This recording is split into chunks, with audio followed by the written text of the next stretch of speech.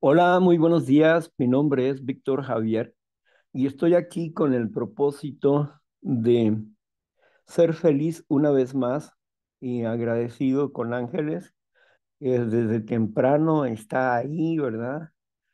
Sí, luego arreglando las cosas y qué bueno que sea así, una buena servidora. También Marla, que siempre está pendiente ahí del servicio como coordinadora de los lectores. ¿Verdad? Qué bueno, también me da mucho gusto. Por ahí también escuché la voz de Eli, que ya llegó a la Ciudad de México, de San Francisco a México, y qué bueno que ya esté por ahí con su mami y su familia. Qué bueno, espero que disfruten su estancia en México.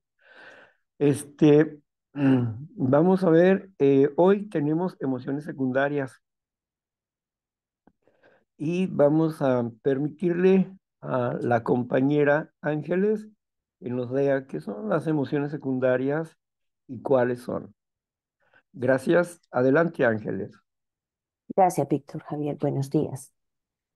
Bueno, las emociones secundarias o complejas, cuando las emociones básicas se combinan para producir otras emociones más complejas, se producen las denominadas emociones secundarias, complejas o derivadas, pues se derivan de las primarias. Por ejemplo, la vergüenza es una mezcla de culpa y miedo.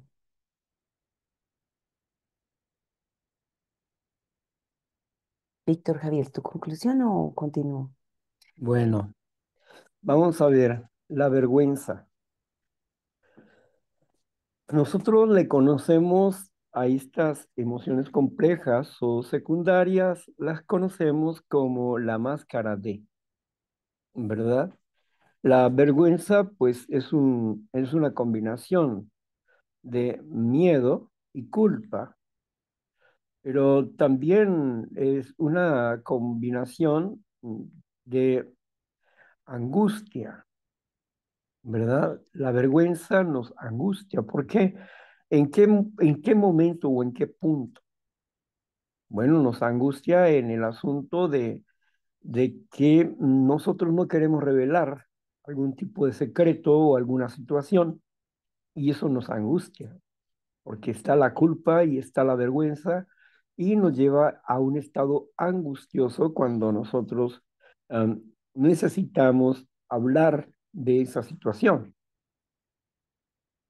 Así que en este asunto de la vergüenza y las emociones secundarias, es una mezcla, ¿verdad? Hemos hablado del miedo, hemos hablado de la vergüenza y hemos hablado de, de esta emoción. ¿Verdad? De la culpa. ¿Qué es la culpa? La culpa, decíamos, también es una primaria, pero se mezclan. Y estuvimos indicando cuáles eran cada una de estas cosas. Pero una vez mezcladas, ¿qué es lo que forman? Estas emociones complejas o estas emociones secundarias, ¿qué es lo que forman? Por su nombre, complejo, forman un complejo, que traducido en otra forma, forman trauma, un trauma, ¿verdad? Y ese trauma, ¿cómo podemos liberarnos de ese trauma? La vergüenza tiene dos opciones. O tapo una situación o no permito que pase una situación. Es decir, no permito reaccionar ante ciertas cosas por vergüenza. La vergüenza tiene mucho que ver con un estado de prudencia en algún momento. ¿Por qué? Porque el temor a exponerse, el temor a hacer el ridículo, el temor a no saber qué hacer. Y aunque la persona esté muy preparada, siente ese miedo, miedo a quedar en vergüenza. ¿verdad? Miedo, sin duda. Pero, ¿cómo superar ese miedo? Cuando nosotros tenemos el conocimiento y con el conocimiento tenemos el valor para enfrentarnos a una situación de timidez, podemos vencer el miedo. ¿Qué es lo que me detiene? Es un prejuicio, un juicio anticipado. Quiero decirle a esa chica que me agrada que me gustaría ser su amigo, pero tengo miedo a que me diga que no. Tengo miedo al rechazo. Tengo miedo que después me ignore completamente. Entonces, ¿qué tengo que hacer? Enfrentarlo. Enfrentarlo y hablar con la chica y decirle lo que percibo, lo que siento, para que las cosas estén claras. Y esto, si ella toma decisiones de separarse de mi amistad por la admiración que tengo, pues está bien, porque esto me indica que verdaderamente no tiene el menor interés ni de amistad ni algo más. Y está bien. Conocerás la verdad y la verdad te hará libre. Así que si alguien me demuestra que no me quiere, ¿por qué voy a estar ahí? ¿Por qué voy a insistir ante una situación que no va a ser buena? Si yo llegara a convencer a la persona o porque se cambien las circunstancias de la persona y necesita mi apoyo y pudiera lograr una amistad más íntima con ella en ese asunto, no sería por amor, sería empujado por una necesidad. Más bien ella sería empujada por una necesidad para resolver su problema. Y obviamente que en esta base de mentira y falsedad, pues no se puede ser feliz. El pensar que con el tiempo mi amor o mi deseo o mi anhelo va a hacer que cambie la persona, pues en ninguna manera eso va a suceder.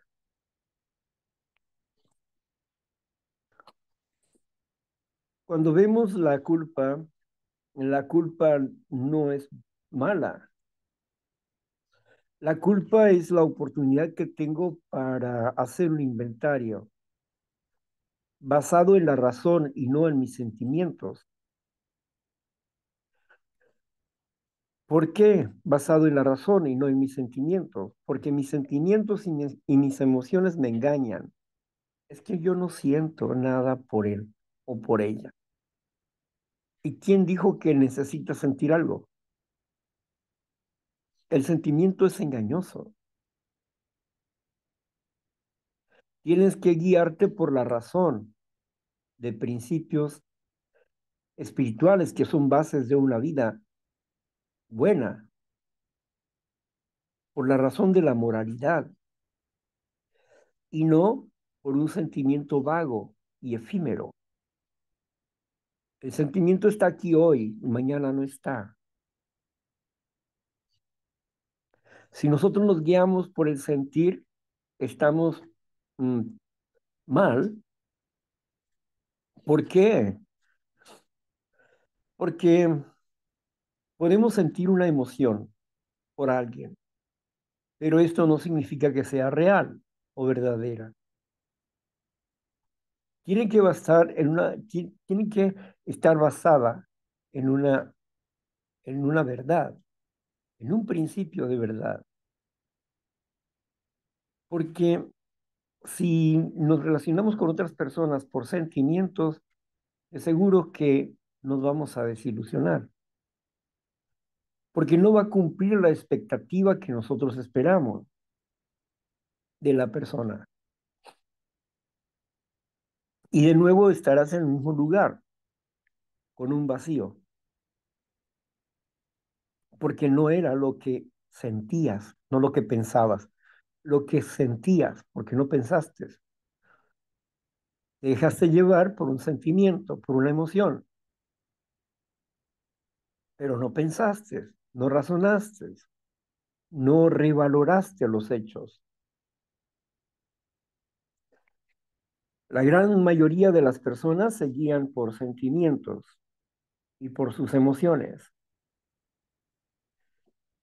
pero siempre las impresiones de primera vista no son buenas, no son buenas.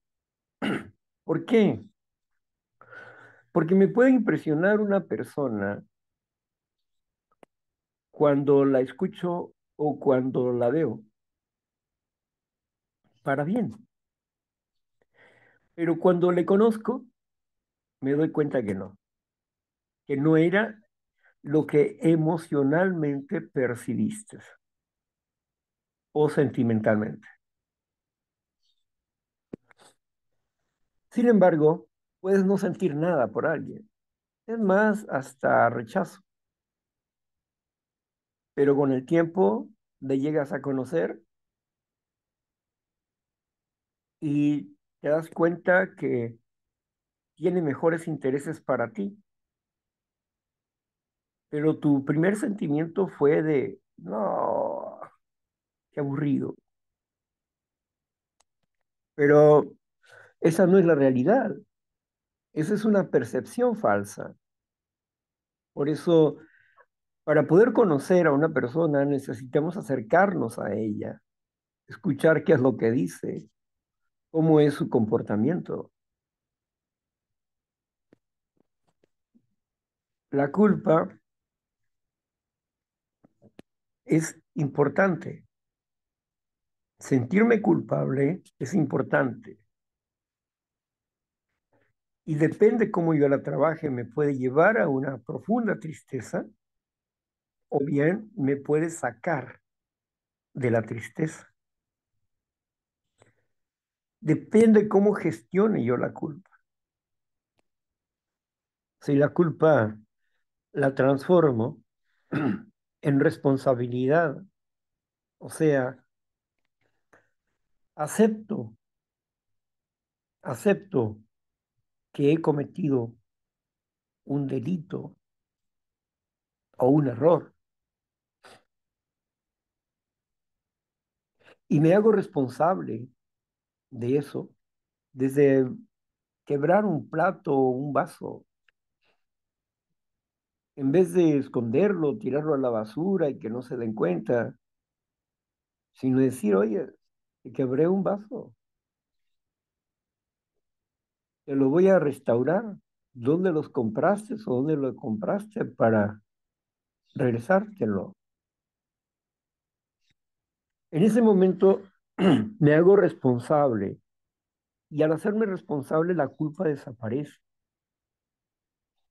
Al confesar mi error, mi torpeza,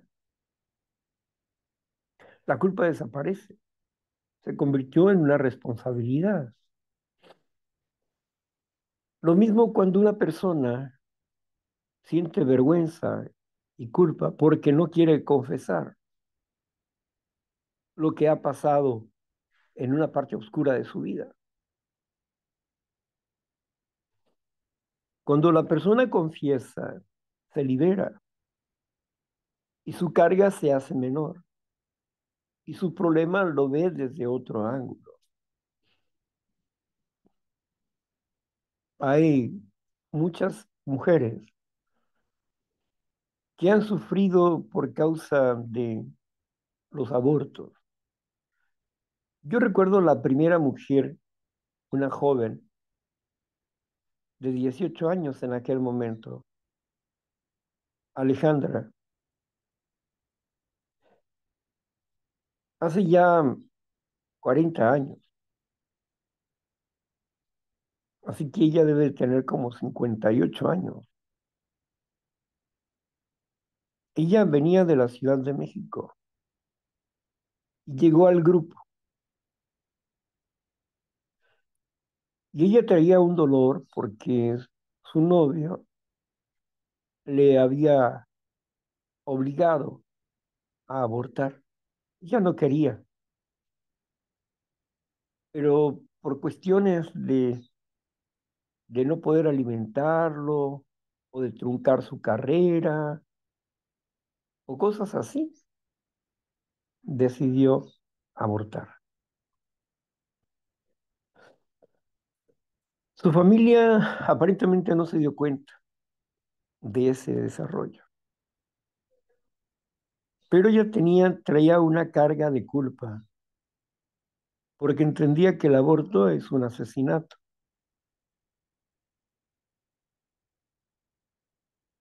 Y me dijo a mí, el aborto es un asesinato. Claro que sí, es un asesinato. Pero tú no lo hiciste por asesinarlo. Seguiste las indicaciones de otras personas por tu inexperiencia en la vida. Dios perdona porque Él es vida. Así que Dios te puede perdonar si tú lo confiesas.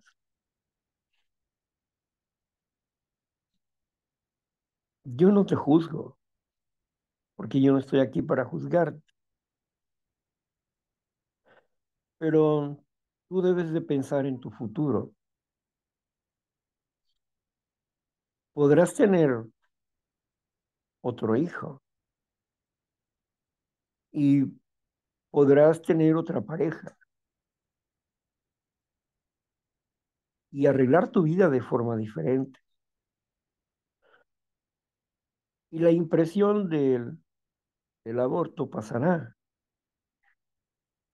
Cuando venga a ti la culpa, una vez que tú le has pedido perdón a Dios, tienes que decirle que Dios te ha perdonado. Y tienes que aceptar el perdón de Dios, porque mientras no aceptes el perdón de Dios, te vas a seguir culpando toda la vida. Yo sé que es vergonzoso y que ha sido difícil decirme esa amarga verdad de tu vida, pero es lo mejor que has hecho, amiga. Vas a estar bien.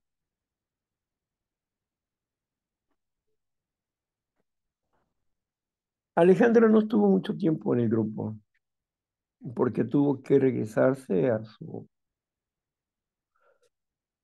estado de origen. Pero así como esa chica, hay muchas personas que no solamente sufrieron un aborto, sino varios. Y algunas de esas personas hoy en día, pues digo que les fue bien, porque han logrado tener no una, sino varias familias y han sido prolíferos en tener hijos. En otras palabras, no se dañó su cuerpo, aunque su situación emocional, pues, nos hable de un sentimiento de dolor que dejó la culpa. Porque a veces la culpa puede desaparecer y la vergüenza también, pero queda un pequeño aguijón por las cosas que se vivieron. Muchas personas son impulsadas por otras personas a hacerlo. Por eso es mejor cuidarse que tener que enmendar una falta de este tipo.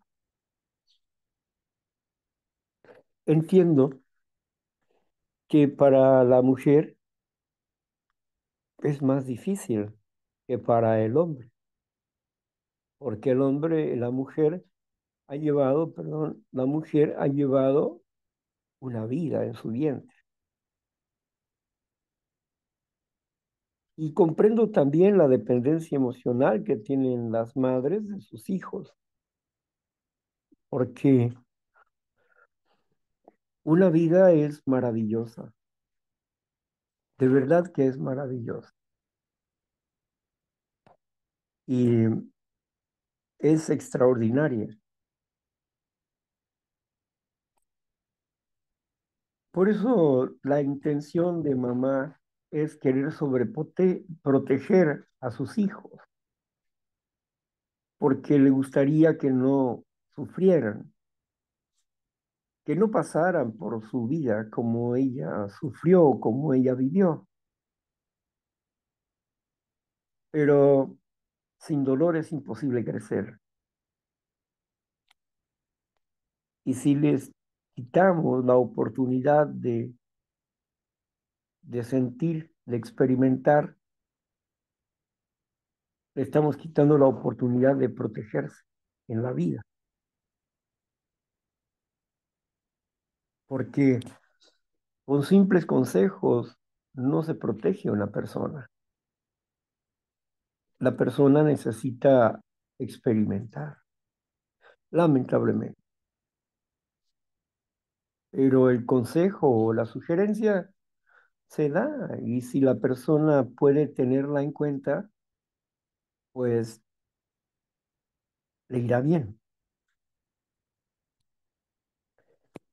Estamos hablando de traumas, estamos hablando de emociones secundarias, las emociones primarias y las emociones secundarias. Secundarias, ¿por qué? Porque las emociones se mezclan. Hay una causa y un efecto. Así que hemos hablado de la vergüenza, el miedo y la culpa. Adelante, Ángeles. Claro que sí, Víctor Javier. Las emociones secundarias no presentan rasgos faciales característicos ni una tendencia particular a la acción, por lo que pueden pasar desapercibidas o ser disimuladas. Por ejemplo, los celos.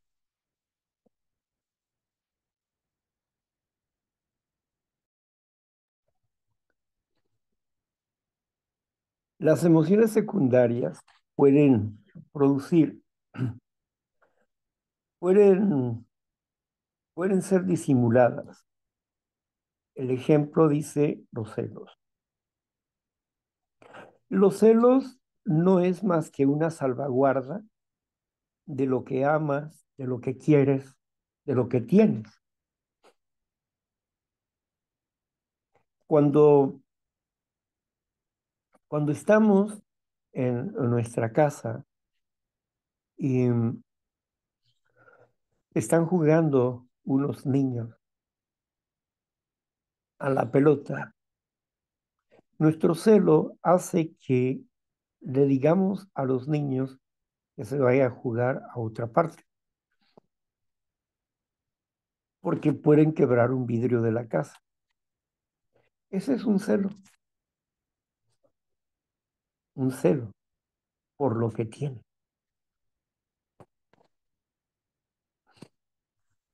Cuando los padres le aconsejan a sus hijos, es por celo, porque quieren ellos que estén bien y tratan de que ellos puedan ver el futuro para no meterse en problemas.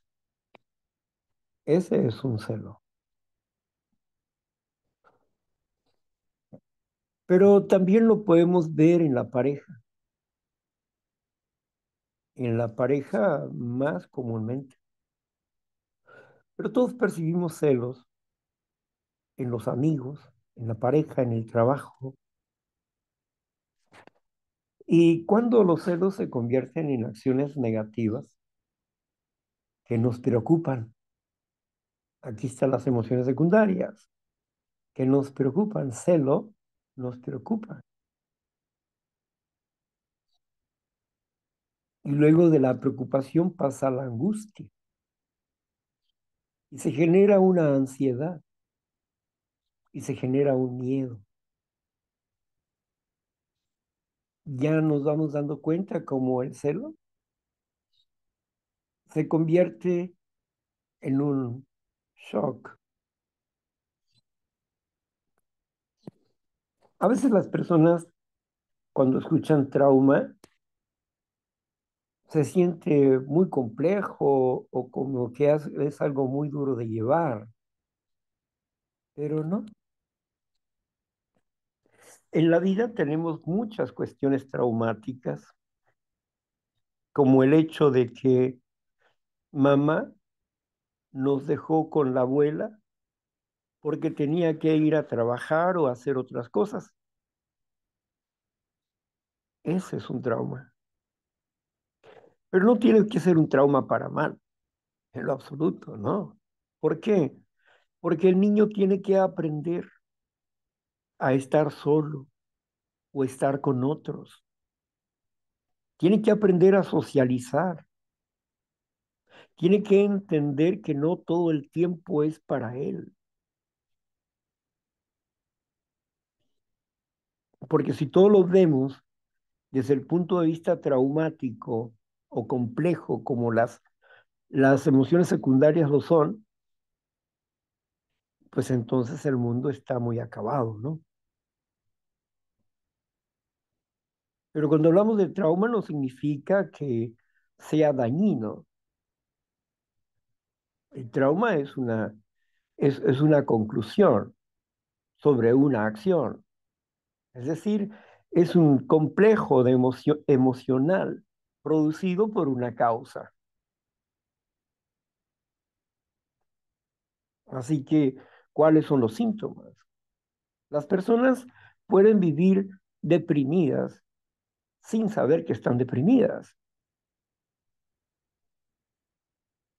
Puede ser que diga, bueno, pues yo me ocupo en mi futuro, me preocupa mi futuro, me ocupo en el trabajo porque me preocupa el tener que pagar el alimento, la renta, el alimento, el vestir y todo lo que se tiene que pagar. Entonces, tengo que salir aparentemente, de mi depresión para hacer eso. Pero esto no significa que se salió de una depresión. Significa que su instinto de conservación está funcionando, pero la depresión no se fue porque no se resolvió. Ahí está y va a volver a aparecer, porque no se resolvió esa depresión. A veces parece que gestionamos nuestras emociones de manera adecuada, pero la realidad es que no, porque no hemos analizado y no hemos logrado superar una situación. No se cerró un ciclo de pérdida.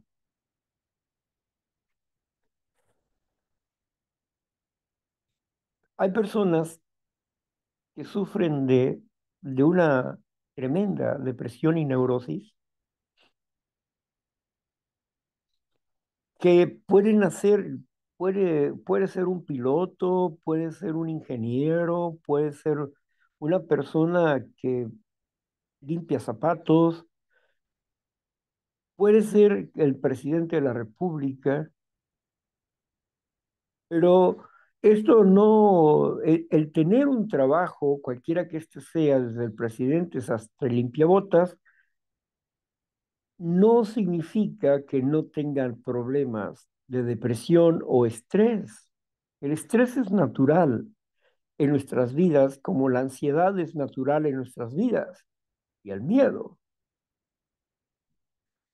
Pero cuando no sabemos manejar, cuando no sabemos cerrar ciclos, entonces queda algo pendiente en nuestras vidas. No hemos concluido un ciclo. Y como no hemos concluido un ciclo, se murió mamá hace 20 años y todavía lloras por ella. Se, Me siento culpable porque al perrito que tenía se me murió. Y es que yo le hice daño sin querer. Le di un alimento que no debería darle y murió. Y todavía te sientes culpable por el perrito cuando ya murió, porque no ha cerrado un ciclo.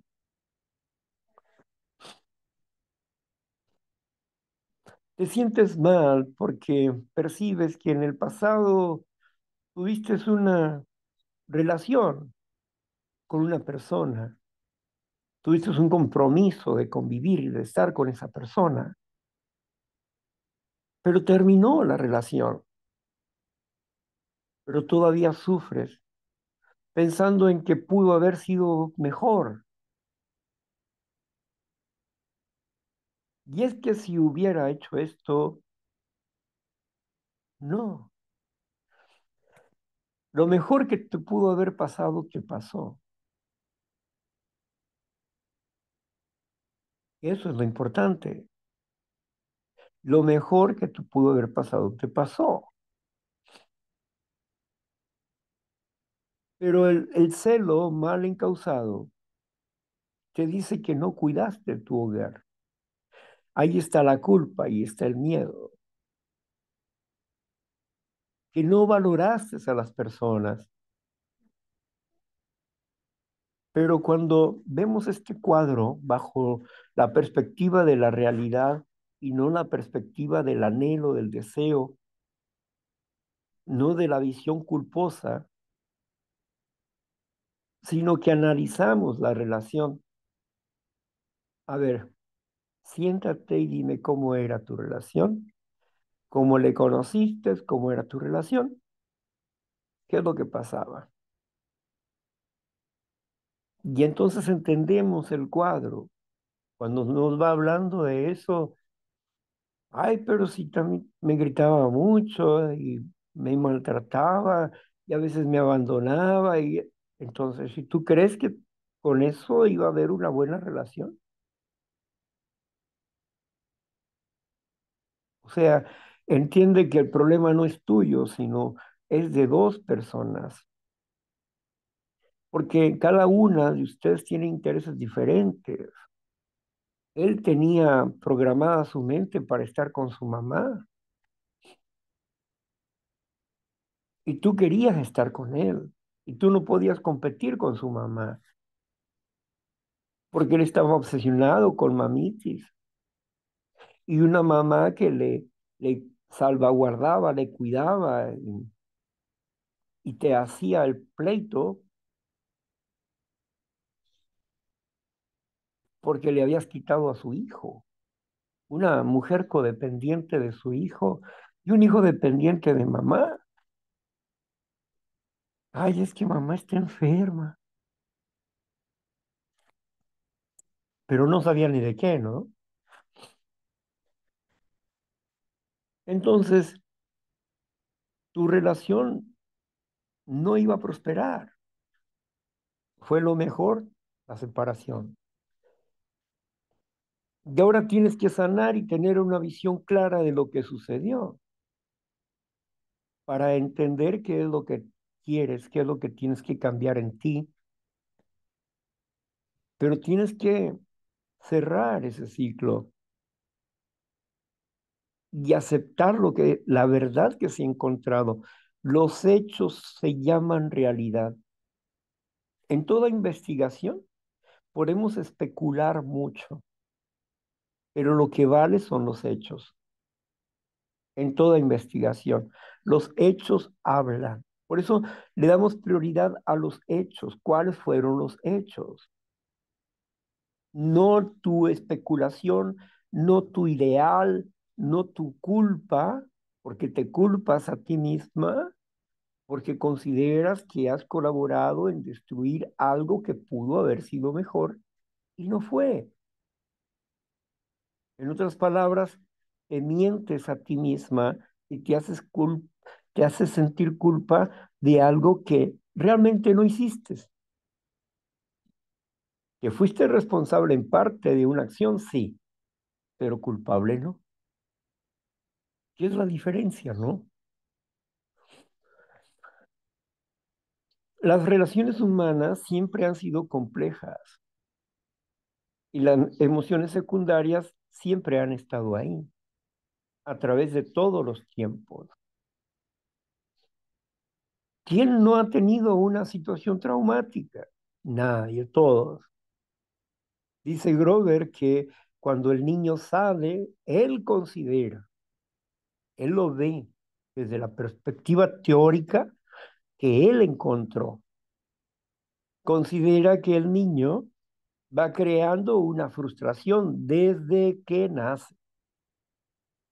¿Por qué? Porque dice, argumenta, primeramente el esperma y el óvulo que formaron una célula empezaron a dar vueltas y vueltas y vueltas y vueltas y vueltas para formar un cerebro y un corazón.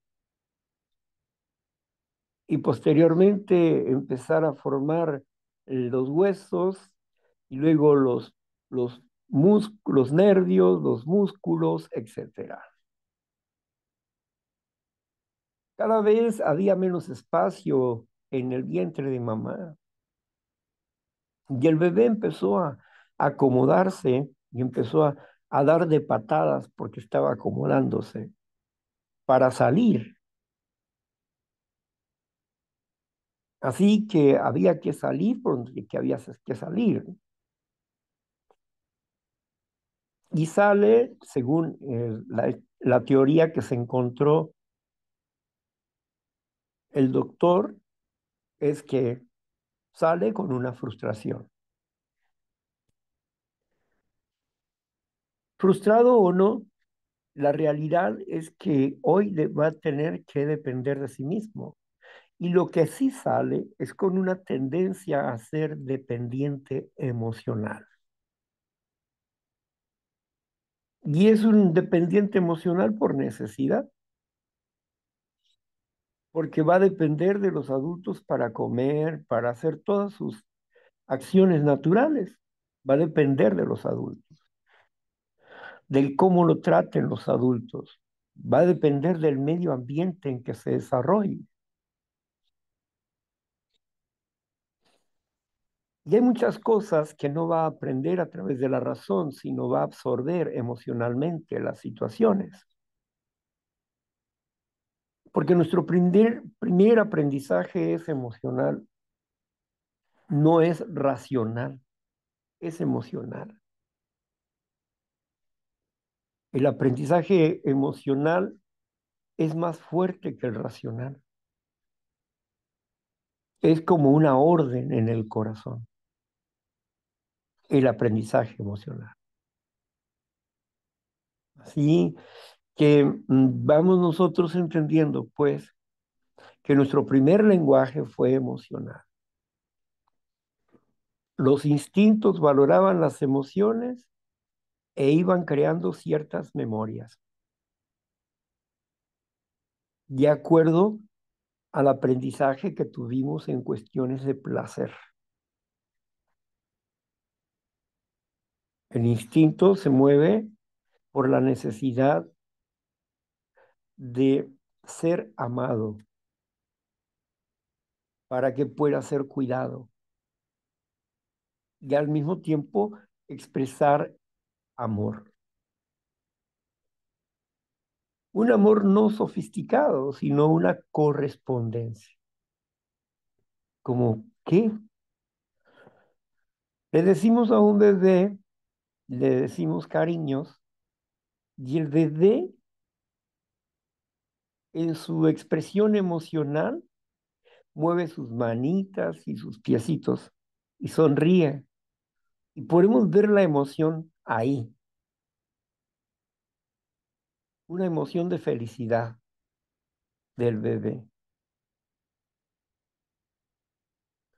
Podemos ver cómo nuestras palabras logran motivarlo, así de momento.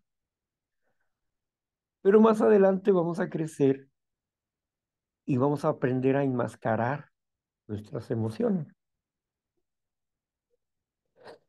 como nos decía este ejemplo del celo, podemos como decir, no, pues no estoy celoso. No, yo no soy celoso, ¿cómo crees? Pero estamos disimulando porque no queremos tener conflictos. Claro que siento celos, pero celos que puedo controlar. Es alguien que te está viendo y dice, ¿tú por qué estás enojado? Yo enojado, no estoy serio, estoy serio. Ah, porque estás viendo platicar a tu mujer con aquella persona, ¿no? Estás muy serio por eso. No, ella es libre, ella puede platicar, pero siente celos.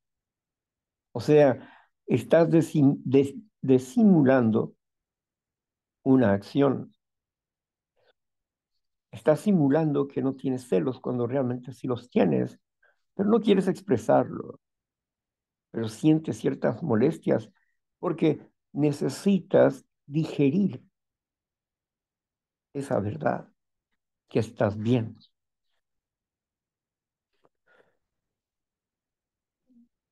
Cuando crece el celo, crece la preocupación y viene la inseguridad.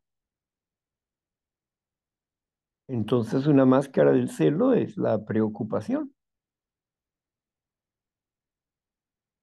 pero no nos damos cuenta que si nosotros exageramos en cuestiones del celo, empujamos a que la pareja esté lejos de nosotros, a que nos volvamos insoportables, a que entremos en sospechas hipotéticas, y eso pues no es bueno, es enfermizo. Así que por eso mismo necesitamos aprender a gobernar las cosas. Me decía, hoy te escucho en tu grupo y ya no tenemos tanto tiempo para hablar como antes, pero la verdad me siento celosa. Celosa. ¿Por qué? No, pues me siento celosa porque pues ahora están tantas personas ahí contigo, ¿verdad? Que ya no tenemos tiempo de hablar, ¿no? No, tiempo hay, pero tú te has apartado, ¿no? O sea, y es un celo, pero ella estaba hablando de un celo de amistad, ¿no? ¿Por qué? Porque la conversación que, que teníamos, pues una conversación que le hacía bien y le estaba yendo bien por su casa. No era más que eso, un celo de amistad. Pero después decía ella, pues, pero a pesar de todo, me siento contenta porque se ha logrado lo que tú querías, ¿no? Tus objetivos, tener el grupo, tener el canal de YouTube. O sea, son objetivos que tú tenías. Pues sí, Dios ha puesto las cosas en el camino, porque fui impulsado por otras personas, no solamente porque yo lo deseé, porque sí lo deseé, pero no sabía cómo tenía que hacerlo. Pero Dios puso a personas que me ayudaron a impulsarme, que me dieron una sugerencia y que estuvieron dispuestos a ayudarme. Si no hubiese sido por las circunstancias que puso Dios a mi alrededor y si no hubiese sido por esas personas que colaboraron para que hoy estemos aquí conversando, pues no se hubiera logrado. O sea, el triunfo no es mío, el triunfo es de todos, porque todos colaboramos. Tú también. Entonces, no tienes por qué sentirte así. Si sabes que mi amistad siempre es abierta, tú puedes hablar cuando tú quieras. Si estoy ocupado, te diré, te llamaré, pero no, mi amistad sigue siendo abierta. El celo, ¿cómo se oculta el celo, verdad? De eso estamos hablando de un ejemplo. Eso pasa en las mejores familias y en las mejores amistades. El celo siempre está presente ahí, el celo entre los hermanos. Es que mi mamá te amaba más que a mí. El celo cuando una persona en casa es un adicto y los demás no son adictos, y mamá o papá le pone más atención a ese niño enfermo o a ese joven enfermo que a los demás. Y los demás se sienten descuidados. ¿Por qué si mi hermano es esto, aquí, así, así? Y que les hace gastar dinero, los hace que ellos estén preocupados, en fin. Y, y, y yo que no hago nada malo, que estoy aquí, que estudio, que trabajo, que hago esto, lo otro, a mí ni en cuenta. Pero es verdad lo que piensa. No, lo que pasa es que aquel está aparentemente indefenso. Los padres en su sentimiento de celo y culpa están tratando de rescatarlo, pero más que nada están tratando de rescatarse ellos, porque se sienten culpables de que ese hijo haya decidido tomar drogas. Y el otro usa ese chantaje para mantenerlos a raya, pero no pueden entender ese aspecto, no pueden digerir la verdad de que el muchacho tomó malas decisiones. Y la madre se pregunta, ¿en qué me equivoqué? Y el papá dice, sí, yo soy culpable porque yo le decía esto y cada quien agarra su parte ahí, ¿no? De enfermedad. No, cada persona es responsable de sus actos. No podía ser diferente. Cada persona es responsable de sus actos. Y si una persona tiene una predisposición a esto, tarde o temprano tenía que surgir. Es inevitable. Además, el hecho es que ya está ahí. La cuestión es, para verdaderamente cuidarlo, ¿qué es lo que tengo que hacer? Pues tienes que hacerlo responsable de su vida, ¿no? Responsable de su vida. Familias enteras han caído en la equivocación de que para ayudar al adicto es darle dinero. Ándale, pues toma, ve. Y al final el adicto se queda solo y caminando como un zombie psiquiátrico en la avenida. Sus padres se mueren y la familia se desune y no lo quieren ni ver, porque ya no es el hermano o el hijo, es un enfermo psiquiátrico, ya no es aquella persona amorosa que tenía sueños. Ahora su visión es consumir, consumir, consumir y consumir. Y no puedes quedarte con ese enfermo toda la vida. Tienes que tomar decisiones para tener que vivir tu propia vida.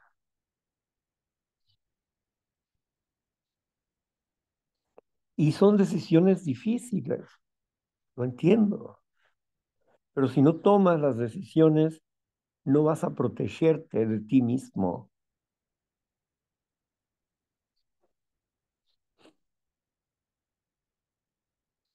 Es difícil, ¿verdad? El celo.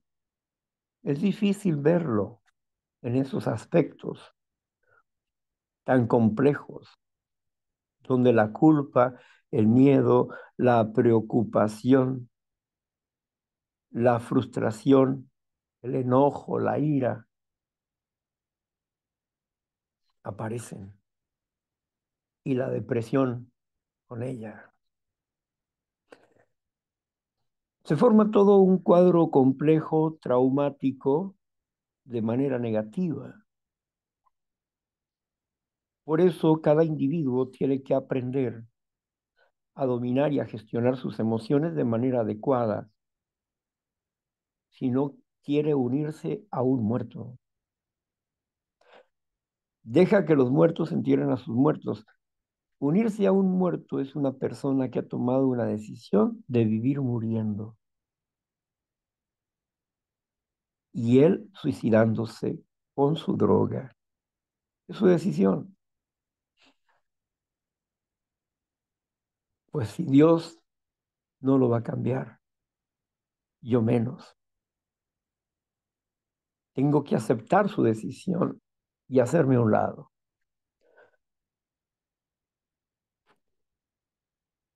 Así es que solamente con el poder de Dios, con la ayuda de Dios, podemos lograr cambiar nuestras vidas y poner nuestras emociones a tono.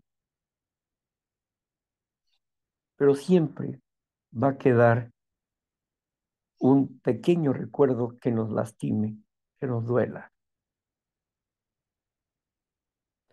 Hay cosas que van a dejar ese pequeño sello en nosotros, pero ya no va a ser un trauma, va a ser un pequeño dolor, como recuerdo de algo que pasó y ya no es. Pero hemos superado la situación, pero no dejamos de percibir una espinita en ese aspecto.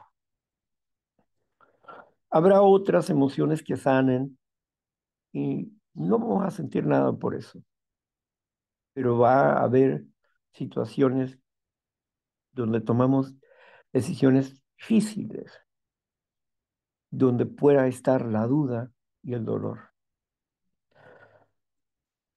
Pero la realidad es que fue lo mejor que se pudo hacer.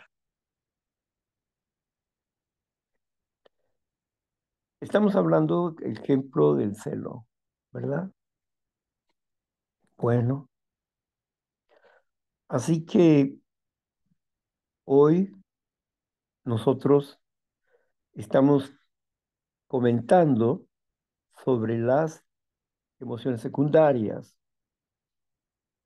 ¿sí? Y vamos a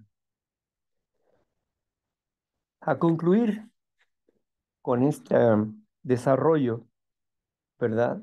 Vimos dos cosas. En primer lugar, entendimos que las emociones secundarias es cuando una emoción primaria se vuelve compleja, porque manifiestan dos o tres máscaras de esa misma emoción. Recordemos que, por ejemplo, la ansiedad nos proporciona así claramente, mínimamente, 11 máscaras.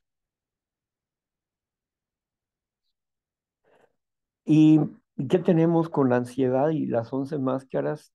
Una enfermedad, un estado complejo, un trauma. Así también aprendimos que el trauma no tiene necesariamente que ser malo. Un trauma puede, al corregirse, puede ayudarnos a ser más disciplinados en el conocimiento de nosotros mismos y en cuanto a nuestras relaciones interpersonales, ponerlas en su sitio y dejar de estar queriendo vivir en el vientre de mamá, porque muchas personas dependientes emocionalmente, como decía un amigo, andan con el ombligo de fuera a la tripa, no hayan a ver dónde se quieren conectar, con quién me conecto, ¿verdad? Porque siguen siendo dependientes emocionales, codependientes. ¿Y todo por qué? Porque no tuvieron una sana relación con mamá o con papá y su dependencia emocional andan buscando en otros a mamá o a papá y los toman como parejas, pero realmente andan buscando a su mamá o a su papá.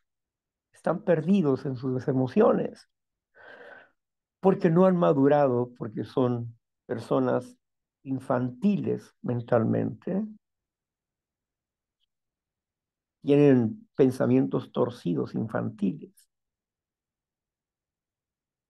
Y para superar eso, pues tienen que conocer este complejo de emociones en los que se ha envuelto a través del tiempo. Su primera fidelidad del infante fue mamá y papá, y quienes jugaron el papel de suplantar a papá, el tío o el vecino o el amigo,